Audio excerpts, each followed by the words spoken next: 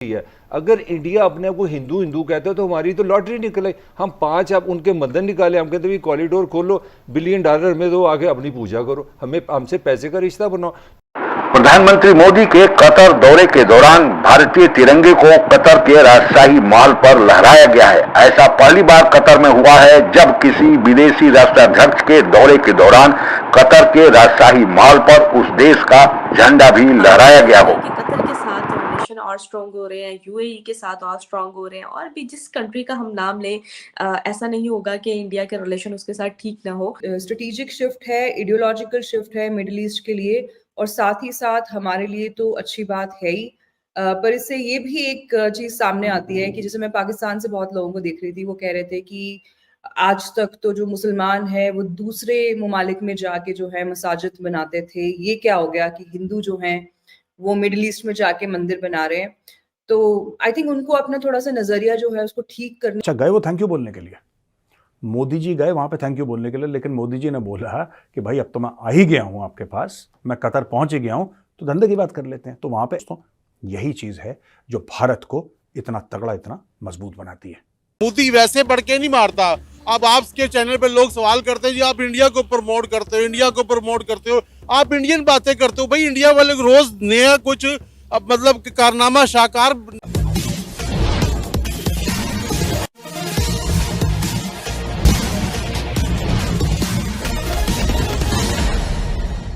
बात हम देख रहे हैं कि कतर के साथ रिलेशन और स्ट्रॉन्ग हो रहे हैं, यूएई के साथ और स्ट्रॉन्ग हो रहे हैं, और भी जिस कंट्री का हम नाम लें ऐसा नहीं होगा कि इंडिया के रिलेशन उसके साथ। स्ट्रेटेजिक शिफ्ट है, आइडियोलॉजिकल शिफ्ट है मिडिल ईस्ट के लिए, और साथ ही साथ हमारे लिए तो अच्छी बात है ही। पर इससे ये भी एक चीज सामने आती है कि जैसे मैं पाकिस्तान से बहुत लोगों को देख रही थी, वो कह रहे थे कि आज तक तो जो मुसलमान है वो दूसरे ममालिक में जाके जो है मसाजिद बनाते थे, ये क्या हो गया कि हिंदू जो हैं वो मिडिल ईस्ट में जाके मंदिर बना रहे हैं।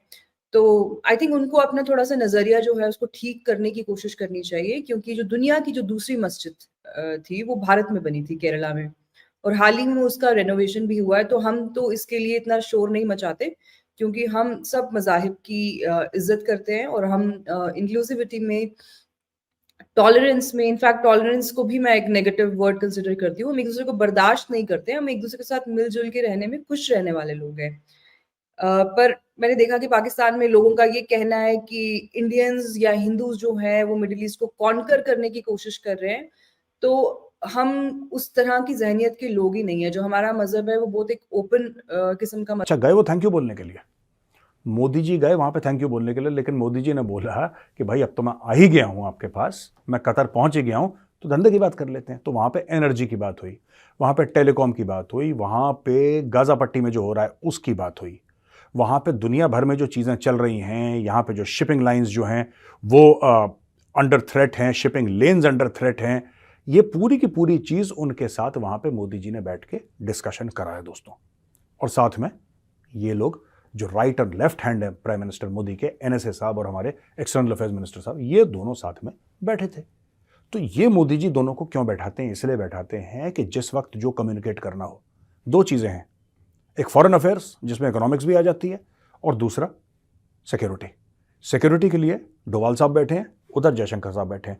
मोदी जी जो बात, मोदी वैसे बढ़ के नहीं मारता। अब आपके चैनल पे लोग सवाल करते हैं जी आप इंडिया को प्रमोट करते हो, इंडिया को प्रमोट करते हो, आप इंडियन बातें करते हो। भाई इंडिया वाले रोज नया कुछ मतलब कारनामा शाकार देते हैं ना।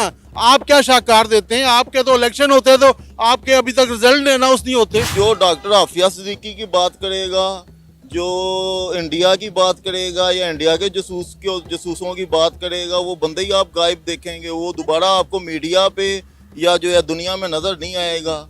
उसको पता नहीं कौन ले जाता है, वो पता नहीं कौन ही नहीं हमें मिल रहा, वो मिल जाए बस कि कौन है वो, तो फिर उसके बारे में देखेंगे ना। आपको नहीं पता कौन है? नहीं, वो किसी को भी नहीं पता वो कौन है। इंडिया इस वक्त ऐसी ताकतवर है कि हम सोच भी नहीं सकते। मतलब उन्होंने हर जगह अपने झंडे गाड़े हैं, साइंस हो, पॉलिटिक्स हो, हर जगह।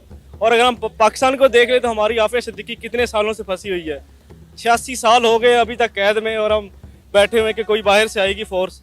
56 है। अगर इंडिया अपने आप को हिंदू हिंदू कहते हो तो हमारी तो लॉटरी निकले। हम 5 अब उनके मंदिर निकाले, हम कहते हैं कॉरिडोर खोलो, $1 बिलियन में दो, आगे अपनी पूजा करो, हमें हमसे पैसे का रिश्ता बनाओ। तो जब तक हमने इखलाकी तौर पे ये समझते रहे ना, मैं हंस रहा था जहाज पे कि जी मोदी ने सारा इलेक्शन इसलिए लड़ा है कि वो अब कश्मीर हमें दे देगा। उन्होंने कहा नहीं है, मैं एक बात करने रहा, मेरा simple point simply one liner ये है कि पाकिस्तान ने सिर्फ ये मैंने क्लियर कर दिया है, आई अपोलोजाइज फॉर दैट। मेरा सिंपली वन पॉइंट एक सिंपल है, पाकिस्तान ने ये सोचना है कि हमने इंडिया को क्या देना है। मैंने उसको आपको जवाब दे दिया, पाकिस्तान इंडिया को करे डिपेंडेंट, पाकिस्तान उनको रास्ते में फंसाए तो कश्मीर मिल जाएगा। इतनी नई बात भी नहीं है, हमने ऐलान लाहौर में भी इस टाइप की चीजें देखी थी कि भाई कुछ आप लचक दिखाएंगे, कुछ वो करेंगे। हम यूएई की एग्जांपल ले लें, सऊदी अरब की एग्जांपल चाहे ले लें, चाहे वो हम कतर की एग्जांपल ले लें, चाहे वो टर्की की एग्जांपल ले लें, आज के दौर में सब इंडिया के जादू में फंसते जा रहे हैं।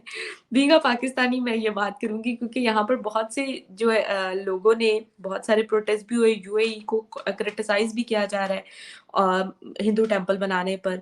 तो आखिर ऐसा क्या है कि यूएई अपना एक स्टांस चेंज तो खैर नहीं, मतलब वो रिस्पेक्ट कर रहे हैं आपकी कल्चर की, और मतलब कितने खूबसूरत है ना, जैसे प्राइम मिनिस्टर नरेंद्र मोदी ने अरबी में जो है वो वहां पर कुछ पढ़ा भी, बोला भी, और वो उनके कल्चर की रिस्पेक्ट कर रहे हैं, वो उनके कल्चर की रिस्पेक्ट कर रहे हैं। मैम, तो आप इसको क्या कोई मैजिक कहेंगी प्राइम मिनिस्टर नरेंद्र मोदी का, या इसके पीछे कोई और रीजन है?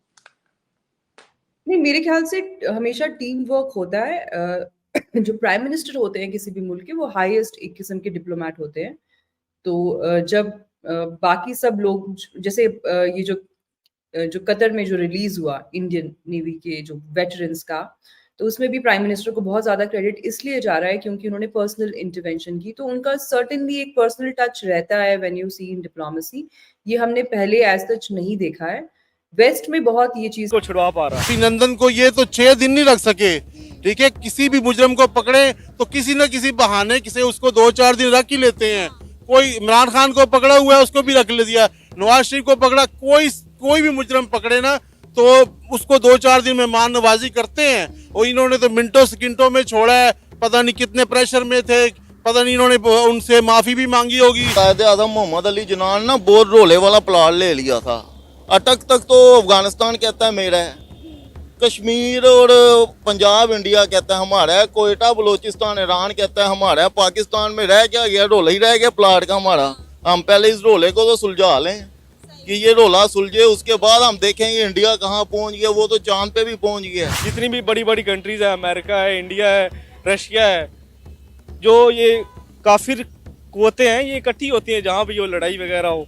और हम मुसलमान क्या करते हैं, हम अपने फ़वाइद सोचते हैं कि भाई हमारी इकॉनमी गिर जाएगी, हमें पैसा नहीं आए। आप अगर हमसे जुड़ा रहना चाहते हैं तो कृपया मेरे चैनल को सब्सक्राइब करें तथा बेल आइकन भी दबा दें ताकि नई वीडियो की जानकारी तुरंत आप तक पहुंच जाए। धन्यवाद। जय हिंद।